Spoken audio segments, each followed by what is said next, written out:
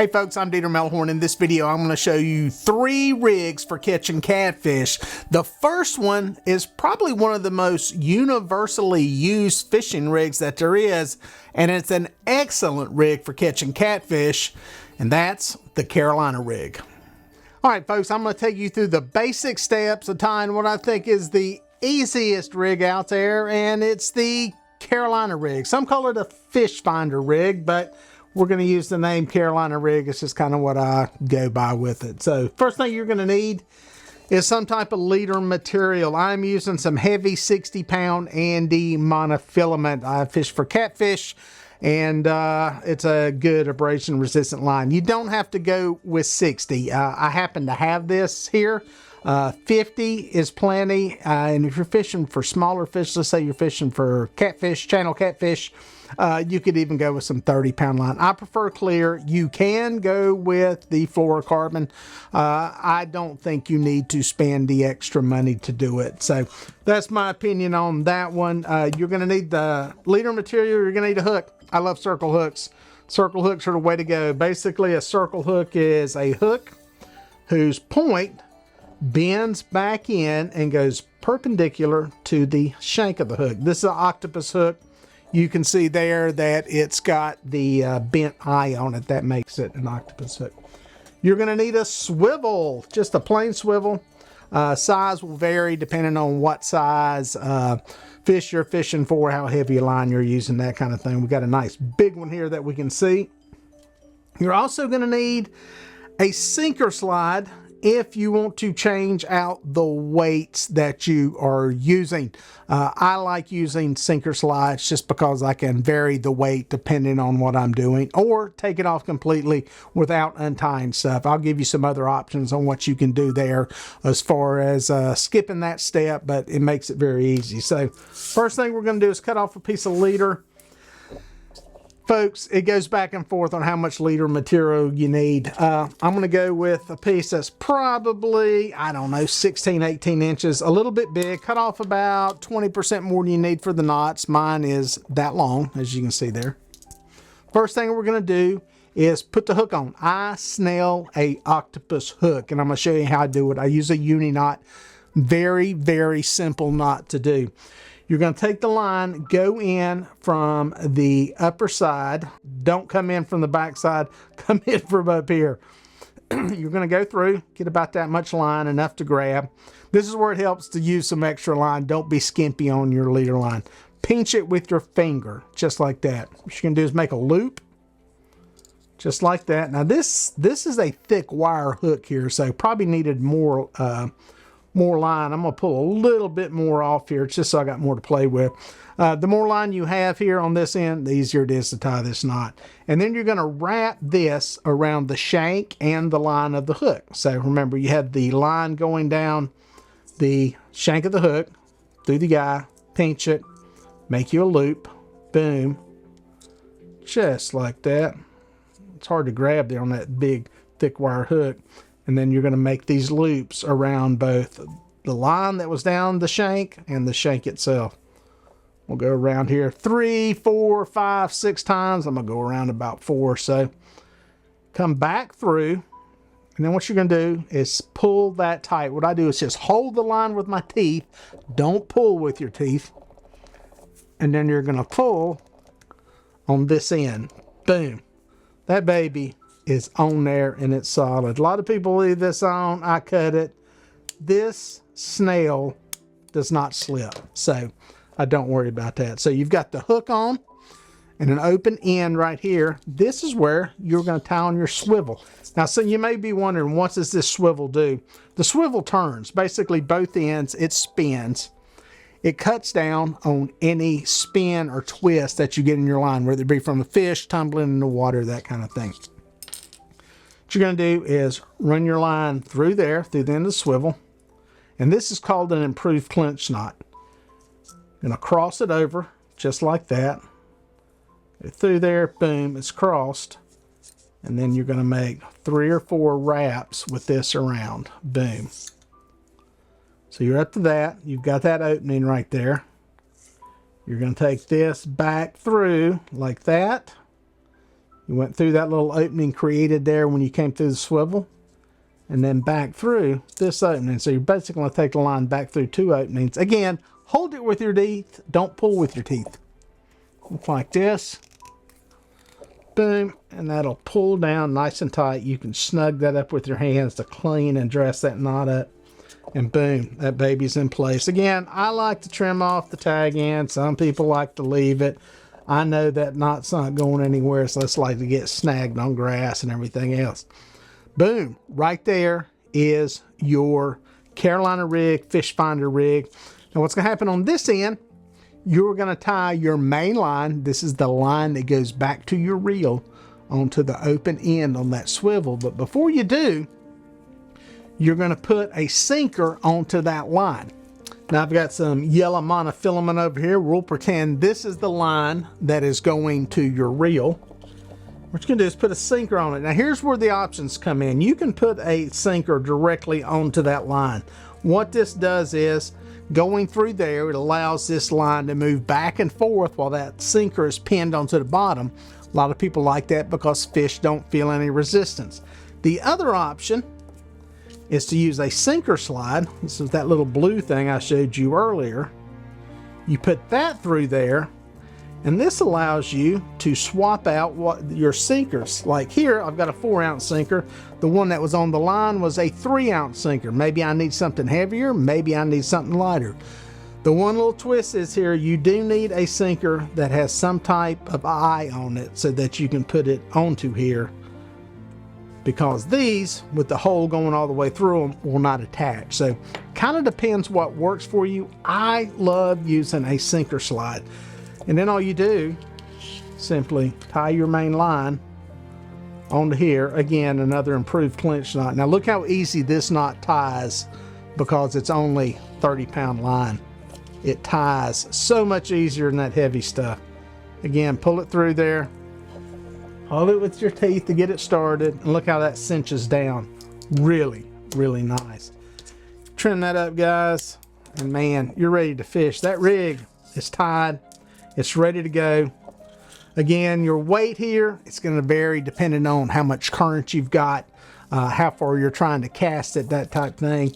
But that rig right there is your Carolina rig. Some people call it a fish finder rig. This one is with a sinker slide. Like I said, you can do it with a sinker in line on here. Either one of them work. Hook size, it's going to vary depending on your bait. Put a hook on there that matches your bait. In other words, if you have a small bait, use a small hook. If you have a huge bait, use a huge hook. Don't put the hook on there for the fish that you are trying to catch, because it could be too big or way too small. So it's a great rig. It will catch a lot of different fish out there. I fish for catfish a lot. You can use this to catch a lot of different fish, especially when using cut bait and putting baits on the bottom. Now, one other caveat to this, and I'll show you real quick, is if you were using an inline sinker, is that this does not have to be fished on the bottom. You could take the big heavy sinker off, put a small inline sinker on here, and I've got a really small sinker here just to show you the dramatic difference. Run your line through that, boom, it's on here. Again, tied up. And what you can do here is, because this is a much smaller weight, you could actually use this underneath a bobber, or possibly fishing it suspended underneath a boat, or maybe off of a pier. The great thing about the Carolina rig is very versatile. You don't always have to fish it on the bottom. This could be fished suspended, just hanging down underneath the boat. This would pull the your rig down toward the bottom, and you can vary the depth, whether it be with the reel or using a bobber or some type of float up from it. So good versatility there. The other thing with this rig, we do this, we cut the sinker off, we throw the sinkers back in the tackle box, and we just tie this line here straight on to the swivel without any sinker. And what you can do here is, if you are free lining baits, and what that means is putting them out without any kind of weight, you've got this thing tied up just like that. No weight on it whatsoever. If you have a, let's say, put a smaller hook on here, put a live bait on here, throw it out, let it swim around. The only thing that's pinning it down is that right there. Very little stuff in the way. It's another option for this rig. This rig's hard to beat, guys. It's a very simple rig, but a very effective rig. And go catch some fish with it.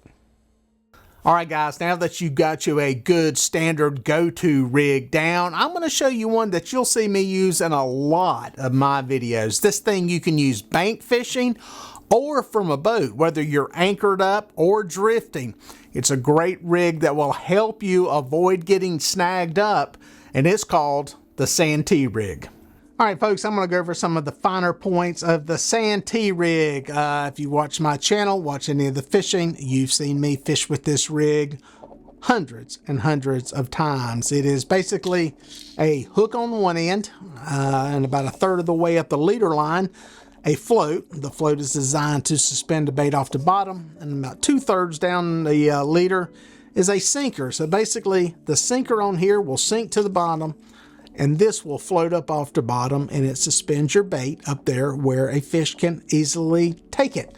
There are a lot of variables to this rig from what you're seeing right here, and we're going to go over them. I'm going to give you some feedback on what I've learned over the years of doing it, and some do's and don'ts of what works and what doesn't work with this rig. First variable is the hook size. Again, hooks, you use a hook that suits the size bait. You're using a bait as big as my hand, you want to use a big hook like this one so that you've got plenty of hook exposure. If you are using a little bitty bait, well, you're gonna need to downsize your hook. These are some hooks I got on Temu, and you can go with hooks that are literally this small. I use circle hooks. I'll show you why here in a second. There's a very small version of that hook. If you're using a little bitty piece of bait, maybe a little piece of shrimp, you want something small like that. Circle hook, it's a hook that the point is perpendicular to the shaft of the hook. A regular hook, any other type of J hook, this point does not bend like that. It goes straight up and down. That is the difference. And these are all octopus hooks. You see this eye here? Those are all bent. That is what makes it an octopus hook. So, depending on what size bait you're using, will determine what size hook you're going to use. If you're putting a little bitty minnow or small live bait onto a hook, you don't want to use this big giant thing because it'll drag it to the bottom. You want something smaller. So again, match your hook to your bait, not to the size fish that you are dreaming about catching. The next variable is on this end, and that's going to be the swivel combination that you put on here. This one has 2 barrel swivels. I'm going to get it untwisted here so you can get a good look at it. And it's basically a barrel swivel here, a barrel swivel here, and a snap. A snap is how you attach the weight. Now this is a little fancier, higher end version here. This is what I use, just a plain snap swivel. It's just a regular swivel with a snap on it without this additional barrel. This, if you got the money to do it, you can get these things. These are a little bit cheaper and more readily available. You can pick these up at any Walmart. But this is the end that actually sinks to the bottom. It's got all these swivels on it so that you can help eliminate some line twists. The reason for the snap is so that you can attach some type of drifting weight. This rig was originally designed for fishing Santee Cooper, going across the stumps and logs and blowdowns that were there, and people would get snagged up on it using a traditional sinker. The dream is here, you put one of these drifting weights on there, and there's a lot of different ones. I'll show you a few of them. This one is flexible. It's a snake weight. Some people call it a worm weight. And this thing is designed to go up and over stuff as it comes in contact with it on the bottom. Now, there's different ones. I got a few of them here that I've used over the years, some stuff I've tried out. One of them here called a drifting stick. I think they still make these things, I'm not sure, but there's a lot of people make them. These have some rattles inside of them. Again, a connection here on the end to where you could actually snap it onto here. Another thing you can use if you don't have the fancier weights is one of these, a pencil weight. I've used these pencil weights before, and they're pretty effective when you don't have some of these drifting weights around. I think they maybe work better on harder bottoms. That's kind of been my experience with it. But Again, that is to pin this end of the rig to the bottom so that this float will float up and suspend a bait. Now, some of you asking, you're talking about something moving. What if I'm bank fishing off a pier? You can absolutely use this. I'll be honest with you guys, this is the rig I use probably 90% of the time when I'm fishing. What I do in that situation, use a weight. You can still use the flexible weight.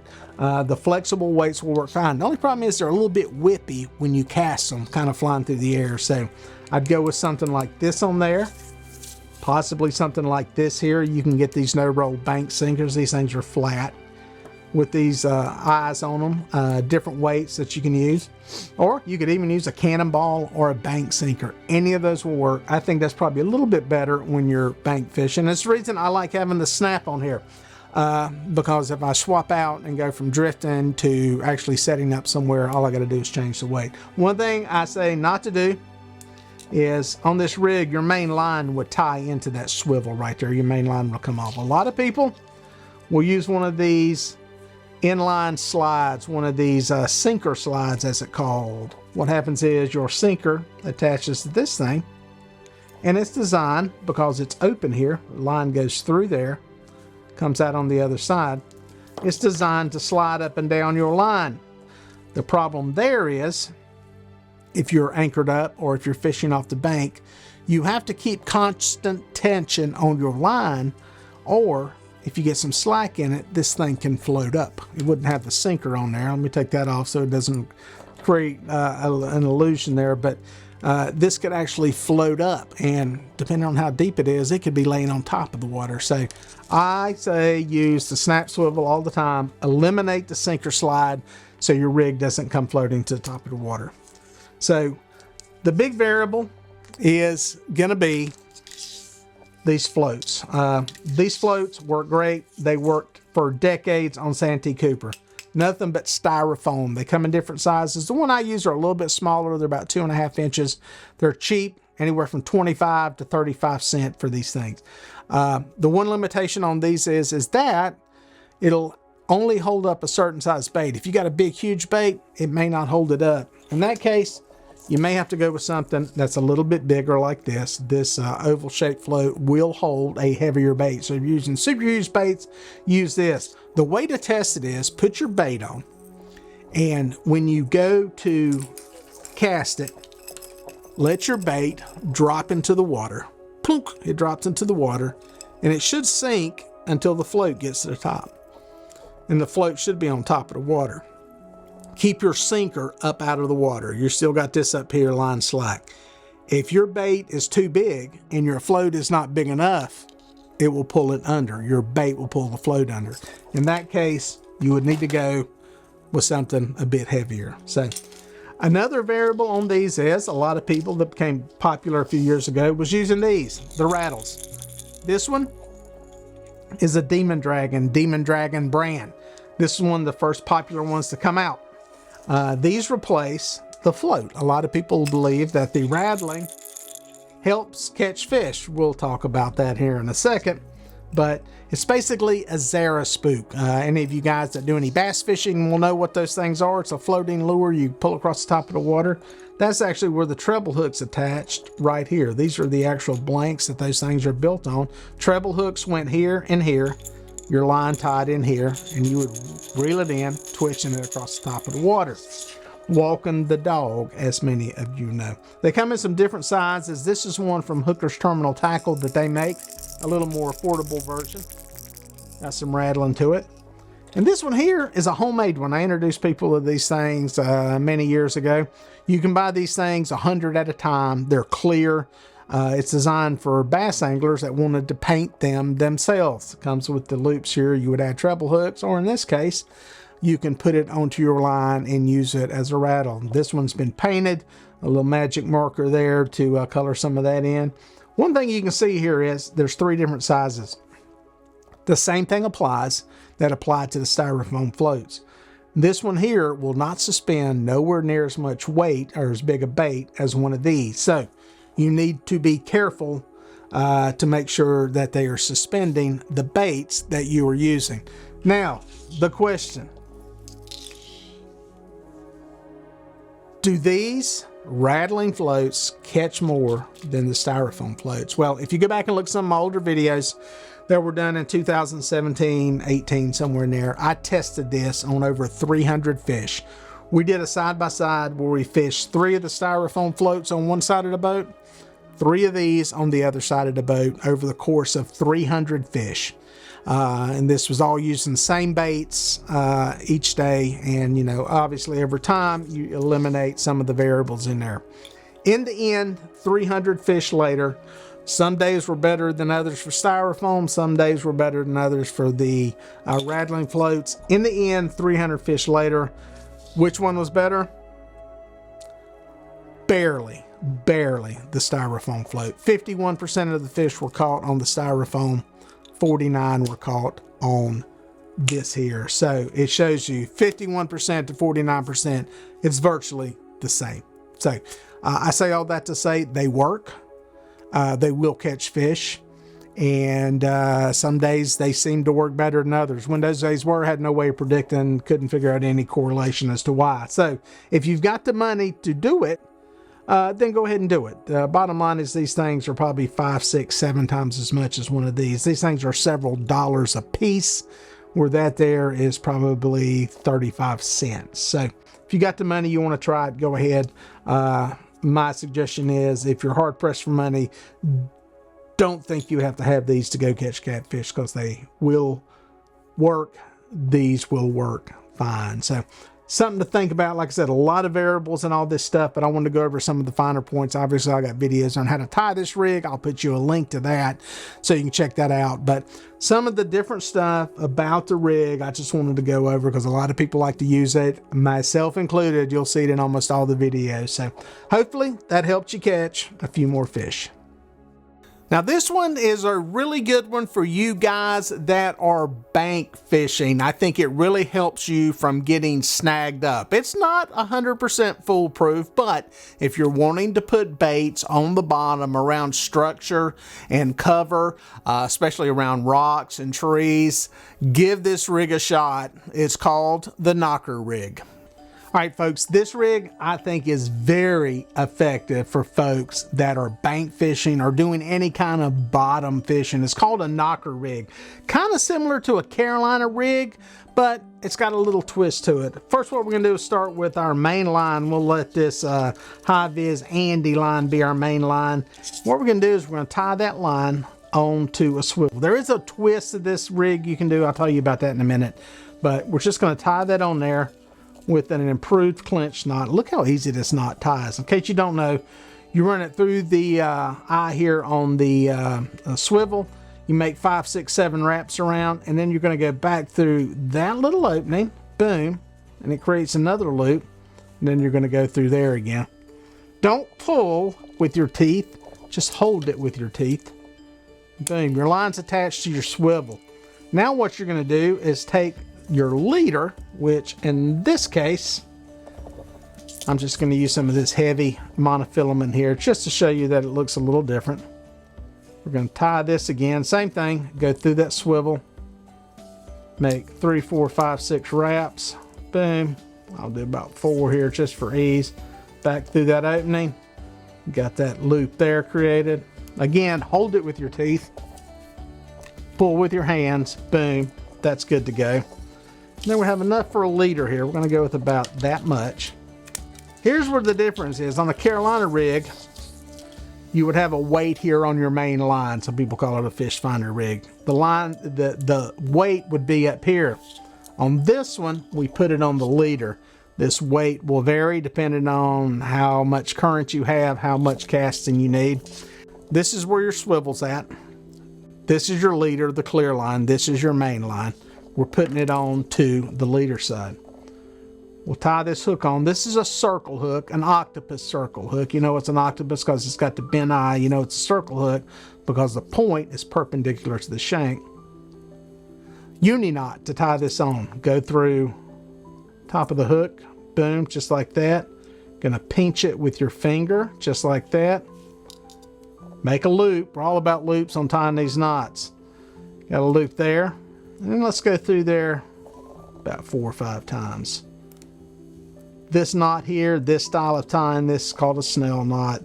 It does not slip, so you can get by with fewer wraps. You do like that. Again, what are we going to do? Hold it with our teeth, not pull with it. Just like that. Pull on the leader, boom, you're set. I cut off the tag end. This snail does not slip. And this allows that sinker to rest right up against the hook. It's great. It's less likely to snag. It's a good little system for casting a bait out. What happens is, because the sinker's right there, you got some room for the fish to grab the bait, run with it before you set it. It gets to here, boom. You really feel the line going off of there then. Now, why do you have a swivel in here? Well, it gives you, one, a place to tie into between the main line and this line. That's one thing that it does. The other thing is this twist. It's called a swivel for a reason, because as you can see, it turns. This cuts down on line twists. If this was out there and your line is in some current, it's twisting and turning, it helps prevent line twists. Everything, if you get into a fight with a fish and it's running and turning and twisting. And the other reason to have a leader, let's go over that real quick. Generally, I fish a heavier leader than I do my main line. The reason I do that is for abrasion resistance, especially with fish that have teeth, fins that are sharp, that type thing. I like using a heavier line. Some people do it the opposite. I don't recommend it. One thing you can do on this same rig, take that sinker, you could literally tie this onto your main line if you have confidence that you have enough abrasion resistance in that main line. So if this is coming straight off your reel, literally all you would have to do is run that through there, run that through there, boom, go with the snell knot directly on here. Now this is 30-pound line. I'll be honest with you, for a lot of the fish out there, a lot of the fish that you guys are going to catch, this is actually more line than you will need. Isn't it amazing how easy it is to tie with 30-pound line versus that 60? Again, 60 is way overkill for most fish, but you could literally fish this rig that way right there. And that's all there is to it. That knocker's ready to go. It's ready to fish. You can cast it just like that. Very simple. You know, again, it's going to depend on how much abrasion resistance you need with that leader material. If you got something that may be a little bit toothy, bristly, you may need that extra leader line. But if you're fishing somewhat heavy line, go with this, especially if it's monofilament. Braid, if you're using braid line, you're going to need to tie in some type of leader. Braid, while very sensitive, has no stretch. Downside is, you know, you trade out that great sensitivity of braid for it's not abrasion resistant. You start to tear some of those little fibers out and it goes. So another rig, knocker rig, I think it'll help you catch some fish and maybe stay less snagged up. All right, guys, there's 3 good rigs for you to start out with. As a matter of fact, they're probably the only rigs you'll ever see in any of my videos. There's other things out there, other configurations that you can use that will catch fish, but these 3 are 3 that will carry you through your fishing journey and put a lot of fish on the hook.